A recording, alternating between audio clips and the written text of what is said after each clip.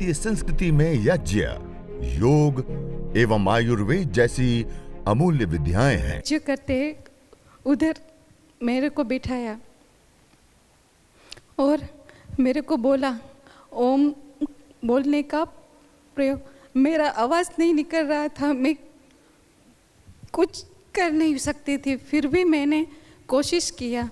धीरे धीरे धीरे ऐसे करके 2-3 दिन में मेरे को थोड़ा थोड़ा आवाज़ आने लगा और 1 वीक में तो मैं सब बोलने लग गई। वाह। पहले कोई ना खा पा रही थी, ना पी पा रही थी, ना बोल पा रही थी, कोई नहीं, कुछ नहीं। शुरुआत में 15 दिन तो ऐसे ही कुछ खा नहीं सकते थे और डॉक्टर ने जैसे कि बोला था अभी बीमारी का कौन सी बीमारी है करके मालूम नहीं हो रहा था। मतलब ये बड़े हॉस्पिटल में एक पूरा दिन ट्रीटमेंट किया, ये रिपोर्ट्स वो सभी, तो डिस्चार्ज लेके फिर 15 दिन तक तो कुछ पानी अनाज कुछ नहीं जाता था। तो फिर धीरे धीरे बहुत हॉस्पिटल में दिखाया, ट्रीटमेंट किया। बाद में सुरेश जी ने बोला कि इधर आ जाओ करके, तो उधर भी बहुत ट्रीटमेंट किया।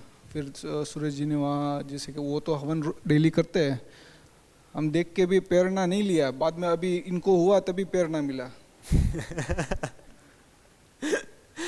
जब समस्या आती है तो समाधान हम ढूंढते हैं, जब उसमें समाधान मिल जाता है तो फिर जुड़ जाते हैं। फिर यहाँ से फिर बेंगलोर फिर वापस गए तो फिर वहाँ भी फिर दिखाया, हो रहा था थोड़ा थोड़ा। तो फिर डॉक्टर ने बोला मिस्थेनिया है करके, यहाँ से पूरा ये दर्द हो रहा था। तो फिर मेरे को पीछे सिर में इतना दर्द होता था जैसे मैं नीचे देख नहीं सकती थी, ऐसे बैठ नहीं सकती। सिर की वजह से पूरा ये राइट साइड का ये हैंड तक पूरा दर्द हो रहा था। जैसे रोटी पकाती हूँ तो रोटी हाथ में नहीं आती, मतलब उंगली जल जाती है, ऐसा हो रहा था। मतलब बड़े बड़े हॉस्पिटल में बहुत दिखाया। फिर तो यज्ञ भी स्टार्ट किया और 1 साल के ऊपर हो गया यज्ञ कर रहे हैं, सभी को अच्छा है। 1 साल से कोई बीमार भी नहीं हुआ है, बहुत अच्छा है। 1 साल से कोई बीमारी नहीं हुआ जब से यज्ञ अपनाया। हाँ, घर पे कोई बीमारी नहीं हुआ है। मेरे बच्चे को 1 महीने में सर्दी रहती थी, लेकिन जब से ये यज्ञ का शुरू किया है तब से उसको अभी तक सर्दी का कुछ प्रॉब्लम भी नहीं हुआ। ले मेरी माता जी की, पहले तो माता जी की कितनी भयंकर प्रॉब्लम, और डॉक्टर लोगों को दिखाने के बाद बेंगलोर में कितने लोगों को दिखाया था? 5-6 हॉस्पिटल में दिखाया था। 5-6 हॉस्पिटल, फिर बड़े बड़े मुंबई गए, बड़े बड़े हॉस्पिटल। और यहाँ सुरेश भाई ने भी कम नहीं रखा, मतलब बहुत जगह दिखाया। मतलब कई डॉक्टरों को दिखाया, रिपोर्ट कराए, कुछ नहीं हुआ। अंतिम में यज्ञ में बैठे कुछ दिनों में ही आवाज़ भी आ गई, खाने भी लग गए। दूसरा वो जो दर्द था वो भी दूर हो गया। बच्चों को जो प्रॉब्लम थी वो भी दूर हो गई। बेटी यहाँ उनके मामा के पास थी, सुरेश भाई के पास, तो 2 साल वहाँ यज्ञ की पूरी शिक्षा ली। तो अभी वो भी करती है घर पे, ये भी करती है, हम भी सभी करते हैं साथ में। वाह। अब हर रोज यज्ञ अपना लिया। हाँ, सभी के 2 टाइम यज्ञ करते हैं सब। सभी के गुरुजी रहते हैं। हमारे गुरुजी सुरेश भाई है। धन्यवाद। मैं तो दिल से शुक्रिया अदा करती हूँ भैया का और आपका, जिसने मेरे को इतना बोलने की शक्ति दी। मैंने तो छोड़ ही दिया था, मैं कभी भी बोल नहीं सकती, ऐसा लगता था मेरे को। धन्यवाद। सुरेश भाई के परिवार के तरफ से हमको बहुत अच्छा हुआ। वाह, धन्यवाद। वो बेटी का नाम क्या है जिनको? नेहा। नेहा जी। ओम स्वामी जी। ओम प्रणाम माता जी। सभी को सादर प्रणाम। मैं हार्ट की मरीज हूँ, 4 बार मेरे को हार्ट अटैक आ चुका है। आप हैं या थी? हमें तो पता चला कि आप थी। 4 बार हार्ट अटैक आ चुका है। फिर हॉस्पिटल गए तो डॉक्टर ने कहा हमारे बेटे को, मैं सुरेश भाई और भरत भाई की मैं माता जी हूँ, और उस डॉक्टर ने कहा अब कुछ दिनों की मेहमान है, इसको घर पे लेके जाओ और इसकी सेवा करो, अभी ज़्यादा देर रहने वाले नहीं है। तो हमारे बेटे बहू सभी परिवार ने मेरी बहुत देखभाल की और उन्होंने यज्ञ किया रात को बेटे लोग आके मैं जहाँ सोती थी वहाँ पे आके यज्ञ करते थे और यज्ञ से बहुत मेरे को फ़ायदा हुआ। और डॉक्टर साहब ने ऑक्सीजन में रखा, 6-7 दिन हॉस्पिटल में रखा था, फिर घर पे भी 1.5 महीना ऑक्सीजन लगाया, परंतु कुछ फ़ायदा नहीं हुआ। दिन रात सो भी नहीं पाती थी, परंतु यज्ञ के कारण से मेरे को बहुत अच्छा हो गया। और पहले आगे के ऋषि मुनियों भी यही यज्ञ करते थे, पर हमारे को घर में अंधेरा था, मालूम ही नहीं था। पहले सब लोग बोलते माता पिता अपने पुत्र को या रास्ता दिखाते, परंतु हमारे घर में तो ऐसा हुआ है कि हमारा बेटे ने हमको रास्ता दिखाया है। तो इसलिए हमारा बेटा और परिवार का मैं बहुत धन्यवाद करती हूँ, और आपका भी स्वामी जी बहुत धन्यवाद। अब मेरे को हार्ट की वजह से श्वास भी थोड़ा थोड़ा चढ़ता था, पर अभी बहुत आराम है। मैं ठंड में कहीं निकलती ही नहीं हूँ, परंतु आपकी कृपा से इस यहाँ यज्ञ की कृपा हरिद्वार से तक पहुँच आई। तो सबका खूब खूब आपका धन्यवाद और सबका शुक्रिया परिवार वाले का। बाबूजी, अब एकदम मेरे को माता जी यज्ञ जब से हॉस्पिटल ठीक से हो आई गई। पहली बार तो कैसी स्थिति थी माता जी की, और डॉक्टर लोगों ने क्या कहा था? ओम जी, अभी डॉक्टर ने तो ऐसे ही बोल दिया था कि अभी ये 15 दिन का कुछ मेहमान है, और ऑक्सीजन का जो साधन था वो हम साथ में लेके घर पे आए थे, और परिवार को सबको बोल दिया कि अभी कुछ सेवा करो। अभी ये 15 दिन या 20 दिन वो तो भगवान की हाथ की बाजी है। फिर घर में तो ये सब चल रहा था, यज्ञ का कार्यक्रम। तो यज्ञ के लिए जो बोलना है ना, उसका कोई शब्द नहीं है मेरे पास। यज्ञ यही वस्तु है, यज्ञ बिना जीवन अंधकारमय है। और जैसे रोग मिटाने के लिए कितना भी कौन सा भी रोग हो, बीमारी हो, वो श्रद्धा से और शुद्ध औषधि और शुद्ध घृत गाय का उससे वो यज्ञ करे तो 101% वो ठीक होने वाला है, होने वाला ही है। उसमें कोई शंका नहीं है। ये 15 दिन का जो मेहमान आज आपके समक्ष, ये 5 साल हो गया दवाखाने पे नहीं गई है। वाह डॉक्टरों ने 15-20 दिन बोले थे, हाँ। और 5 साल हो गए, आज भी हमारे सामने है। माता जी आशीर्वाद दे रही है सबको। मैं तो सुरेश जी को बोला कि वो डॉक्टर को थोड़ा मेरे को छुट्टी दिया तो उसको बता दूं कि 15 दिन का मेहमान क्या है, तो बोला रहने दो। जब दूसरी बार गया तो वो थोड़ा मतलब कि जो हमने बोला था ना कि वो ठीक हो जाएगी, मैं बोला तू मेरे को थोड़ा छुट्टी दे तो इसको थोड़ा बता दो कि तुमने क्या बोला था। अभी 5 साल से दवाखाने पे नहीं गई है, बहुत अच्छे है। और यहाँ आने के लिए ऐसा उसको लगता था कि यहाँ तो ठंडी ज़्यादा है, मैं वहाँ नहीं आ पाऊँगी, तो पूरा परिवार ने साथ दिया, नहीं आप चलो, हम आपके साथ हैं ना, कुछ नहीं होगा। तो उसका मन बढ़ाया और अभी आ गए हैं, तो कुछ दूसरा प्रॉब्लम नहीं है, मगर थोड़ा चलने फिरने में थोड़ा ये स्वास्थ्य के लिए थोड़ा तकलीफ रहता है। बाकी तो अभी क्या बोले, आप तो घर पे आके सब देख गए हैं।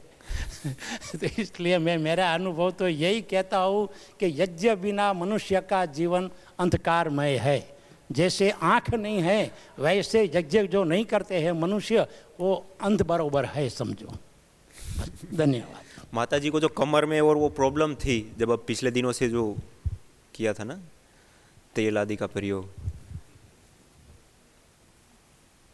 हाँ, माता जी को कमर में भी दर्द था, नींद में भी प्रॉब्लम थी थोड़ी, और जब से तिल के तेल से हवन किया घी की जगह पर, माता जी को कमर में दर्द था वो भी ठीक हुआ। सुरेश भाई जी को भी लाभ हुआ। हमने मार्च महीने से जब से कोरोना सुना है तब से हमने तो कोरोना से हम कुछ डरे ही नहीं, पहले तो हम योग के ऊपर भरोसा करते हैं, और मैंने थोड़ा सा काढ़ा लिया और यही यज्ञ किया बस। इसके सिवा मैंने कुछ नहीं कोरोना में विशेष कोई ऐसी गोली ली, कोई हमको कोरोना हो जाए ऐसा कोई मतलब कोई ऐसी लोग बोलते हैं ना कोरोना हो जाएगा, ये करो, ये लो, वो लो, मैंने ऐसा कुछ नहीं लिया, सिर्फ यज्ञ किया और योग किया और पूरा कोरोना काल कट गया, कोई ना फिर कोरोना सब हुआ ना कुछ और भी गया। बीमारी हुई। और सब परिवार भी मतलब ऐसे ही कर रहा है और सुखी है। हाँ। धन्यवाद। और कौन बाकी रह गए? हमारी माता जी बाकी रह गई। माता जी के पास तो तीन जबरदस्त केस लेके आई। ओम प्रणाम स्वामी जी, सबको नमस्ते। स्वामी जी, सबसे पहले तो मैं मेरा खुद का ही जो प्रॉब्लम था उसके बारे में बताऊंगी कि ऐसे तो 2014 से हम लोग यज्ञ कर रहे हैं, पर बीच में कुछ समय ऐसा आया कि बच्चों की पढ़ाई की वजह से मैं कुछ दिन अहमदाबाद और कुछ दिन मुंबई, एक ही हफ्ते में 3-4 दिन अहमदाबाद रहती थी और 3-4 दिन मुंबई आना जाना बहुत हो जाता था। तो उसमें योग और यज्ञ का थोड़ा अनियमित हो गया और ज़्यादा भागा दौड़ी और थकान की वजह से शरीर में भी कुछ बदलाव आने लगे और सर दर्द इतना ज़्यादा होने लगा कि समझ में ही नहीं आता था कि क्या हो रहा है सर में। अभी जैसे बहन ने बताया ना कि एक साइड का सर बहुत ही ज़्यादा दर्द हो रहा था, मुझे भी इतना ज़्यादा दर्द होने लगा। और एक बार निर्मला जी के साथ में भी जाके डॉक्टर को दिखाया और उन्होंने मुझे बोला कि आप 1 हफ्ता दवाई लीजिए, फिर अगर ठीक नहीं होगा तो आपको MRI वगैरह करवाना पड़ेगा। फिर 1 हफ्ते के बाद ठीक हो गया थोड़ा, पर वापस इतना ही ज़्यादा दर्द होने लगा। तो ऐसी परिस्थिति आई कि मुझे समझ में ही नहीं आ रहा था कि अभी मैं इसके लिए क्या करूं। और मतलब पूरा दिन कुछ काम करने की तो इच्छा ही नहीं होती थी और रोती रहती थी मैं कि मुझे क्यों इतना ज़्यादा सर दर्द हो रहा है। और एक डर भी लगता था कि अभी जो माहौल है कि सब लोगों को अचानक से कैंसर डिटेक्ट होता है और ऐसी चीज़ें, तो उसकी वजह से एक बार मैंने ऐसे ही रोते रोते ही सुरेश भाई को फ़ोन किया कि मुझे बहुत ज़्यादा सर दर्द हो रहा है भाई। तो उनके मार्गदर्शन में एक डॉक्टर को भी दिखाया, तो उन्होंने मुझे बोला कि ठीक है, आप सर दर्द के लिए आप अगर ये दवाई लीजिए, उससे ठीक होता है तो ठीक है, नहीं तो फिर आपको MRI करवाना पड़ेगा। उन्होंने भी ऐसे 1 हफ्ते की दवाई दी। फिर मैं पतंजलि चिकित्सालय में गई, तो वहाँ पे जो डॉक्टर थी, आयुर्वेदाचार्य जो बहन थी, उन्होंने मुझे बोला कि आप एक बार ऐसा कीजिए, आपका उन्होंने टेस्ट लिख के दिया, वो टेस्ट मैंने करवाए। तो उसमें उन्होंने मुझे बोला कि आपका हीमोग्लोबिन का टेस्ट भी करवाइए। तो जब हीमोग्लोबिन का टेस्ट करवाया ना, तब पता चला कि मेरा 5 हीमोग्लोबिन हो गया था। और 5 हीमोग्लोबिन में मैं इतनी भागा दौड़ी तो कर लेती थी, पर उसकी वजह से कहीं ना कहीं सिर में दर्द होने लगता था और उस पे लोड आ रहा था। मेरा ब्लड सर्कुलेशन सिस्टम जो है वो थोड़ा वीक हो गया था कि ब्लड वहाँ तक पहुँच नहीं पाता था। तो फिर उन्होंने बोला कि इतना कम हीमोग्लोबिन है तो उसकी तो हम दवाई करेंगे, पर वो क्यों हुआ, वो होने का जो रीज़न है वो भी हमें पता चलना चाहिए। तो उन्होंने कुछ मुझे एक्सरे और सोनोग्राफी वगैरह लिख के दिया। तो सोनोग्राफी जब करवाई तब पता चला कि यूट्रस के बाहर की साइड में एक छोटा सा सिस्ट है, तो उसका प्रेशर आता है और उसकी वजह से बहुत ज़्यादा ब्लीडिंग हो जाती थी पीरियड्स में, और उसकी वजह से खून की कमी हो जाती थी। मतलब सर दर्द से शुरू हुआ था और उसका मेन रीज़न कुछ और ही निकला।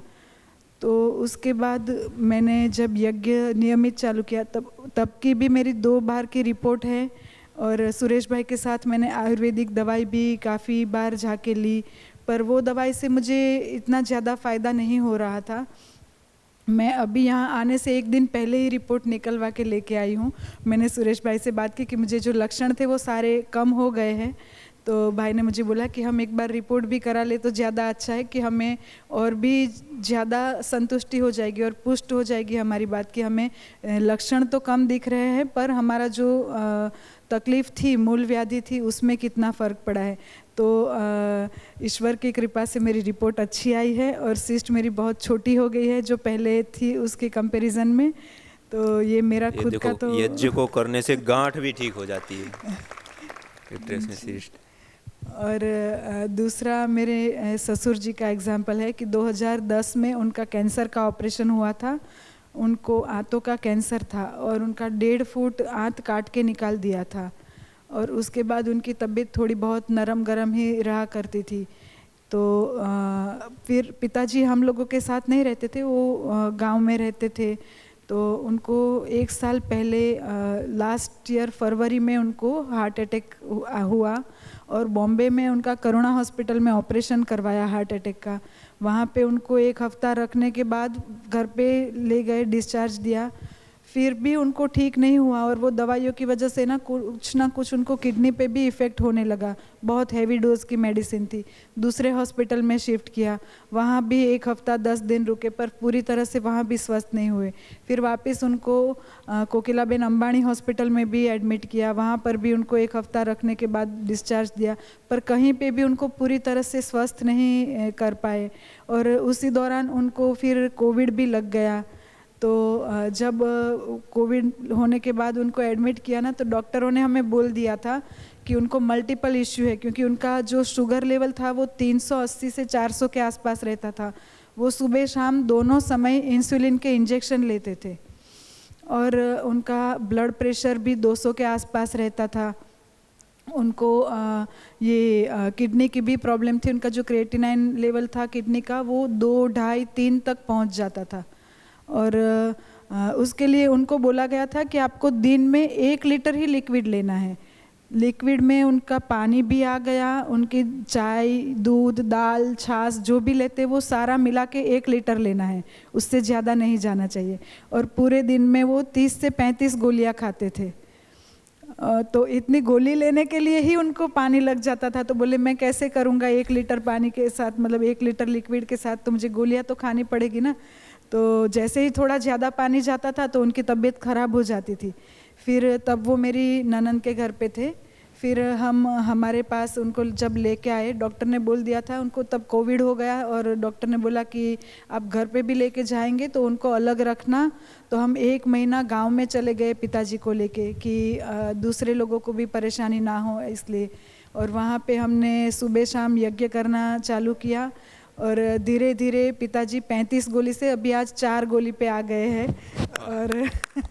और पानी तो सिर्फ पानी ही दिन में वो 2-3 लीटर तो पी लेते हैं। बाकी दूध, छाछ, दाल वो सब तो अलग से अभी एकदम उनका रेगुलर जो हम डाइट लेते हैं ऐसे ही लेते हैं। कभी कभी मीठा भी बनता है घर में तो वो भी खा लेते हैं। फिर भी उनका डायबिटीज़ 120-130 के आसपास रहता है उनका ग्लूकोज लेवल। देखो एक साथ कितनी बीमारी थी, शुगर थी, शुगर की प्रॉब्लम थी, इंसुलिन ले रहे थे, अभी इंसुलिन ले रहे हैं? नहीं, अभी बस आधी गोली ले रहे हैं डायबिटीज़ की। इंसुलिन ले रहे थे वो भी खत्म। ब्लड प्रेशर की प्रॉब्लम थी, किडनी की प्रॉब्लम थी जी, हमें डॉक्टरों ने बोल ऑपरेशन दिया हुआ था, उसी में कोरोना हो गया। डॉक्टर लोग ने कह दिया अब कंडीशन। डॉक्टरों ने हमें बोल दिया था कि आप घर पे भी लेके जाएंगे तो आपको बहुत संभालना पड़ेगा, क्योंकि उनको मल्टीपल इश्यू है ना, तो ज़्यादा दिन वो सरवाइव नहीं कर सकेंगे। पर अभी वो पूर्ण स्वस्थ तरह से जी रहे हैं और हमारे साथ उनका रेगुलर रूटीन चल रहा है। कमाल कर दिया है तो माता जी। तो अभी उनका बीपी भी कंट्रोल में आ गया है और डायबिटीज़ भी कंट्रोल में आ गया है। और बाकी जो सारी उनको छोटी मोटी तकलीफें, क्रिएटिनाइन लेवल भी उनका 1.3 के आसपास आ जाता है। अभी रिपोर्ट उनकी मैं सारी रिपोर्ट भी लेके आई हूँ पिताजी की। उनका नाम क्या है? पिताजी का नाम है प्रवीण चंद्र व्यास। प्रवीण जी। और मल्टीपल बीमारियां ठीक हो गई। और माता जी? और मेरी माताजी के स्वास्थ्य में भी बहुत फ़र्क है। माताजी को ना आर्थराइटिस की प्रॉब्लम थी, तो उनकी वात रोग की वजह से उनकी उंगलियां इतनी कड़क हो गई थी कि इतनी ही मुड़ सकती थी, मुट्ठी बंद करने का तो सवाल ही पैदा नहीं। वो आटा भी नहीं गूंथ सकती थी, सब्जी नहीं काट सकती थी, उनकी उंगलियां ही नहीं मुड़ रही थी। और ऐसे हाथ, हम जब ऐसे हाथ करते ना तो सारी उंगलियां जुड़ जाती एक दूसरे से। उनकी उंगलियों के बीच में गैप रहता था, उंगलियां एक दूसरे से टच ही नहीं हो सकती थी और इतनी फूली हुई उंगलियां हो जाती थी उनकी। तो नियमित यज्ञ के बाद अभी उनकी उंगली, अभी वो खुद ही हर रोज़ आटा लगाती है और सब्जी भी माताजी ही काटती है। तो उनको भी ये फ़ायदा हो गया है बहुत। तो आर्थराइटिस की प्रॉब्लम भी ठीक हो गई। जी जी। वाह, और माता जी ने एक प्रयोग और भी तो किया था ना, वो और ब्लीडिंग की जो समस्या थी आप कह रहे थे, वो क्या? जी, शीशम के पत्ते। तो जब अग्नि के यज्ञ के जब अग्नि शांत हो जाती थी तो अंगारों पे शीशम के पत्ते डाल के उसमें मैं ब्रीदिंग करती थी। तो बीच में जब बॉम्बे थी तो शीशम के पत्ते नहीं मिल रहे थे, तो मेरी बात हुई निर्मला भाभी से, तो उन्होंने मुझे बोला कि शीशम के नहीं मिल रहे, तो मतलब वो मुझे भी पता था, पर जब खुद पे आती है ना तो कई चीज़ें याद नहीं आती समय पे, ऐसा हो जाता है। तो पीपल के पत्ते हमारे बाजू में ही थे, तो पीपल के सूखे पत्ते हमने डालना शुरू किया और पीपल की समिधा यूज़ करना शुरू किया, तो उससे बहुत फ़र्क पड़ा जो ब्लीडिंग का प्रॉब्लम था उसमें। और मतलब जो पहले मुझे 5-6 दिन तक ब्लीडिंग चलती थी, अभी वो 2-3 दिन तक ही चलती है, और ज़्यादा ब्लीडिंग होती है तो शीशम के पत्ते डालने से तुरंत ही 2-3 घंटे में ही उसमें फ़र्क दिखने लगता है। मतलब 2-3 घंटे में जी। कोई कल्पना भी कर सकता है, और ब्लीडिंग में यज्ञ करने से ठीक हो जाएगा, यज्ञ की धुनी करने से ठीक हो जाता है, वो भी बीमारी ठीक हो जाती है। जी।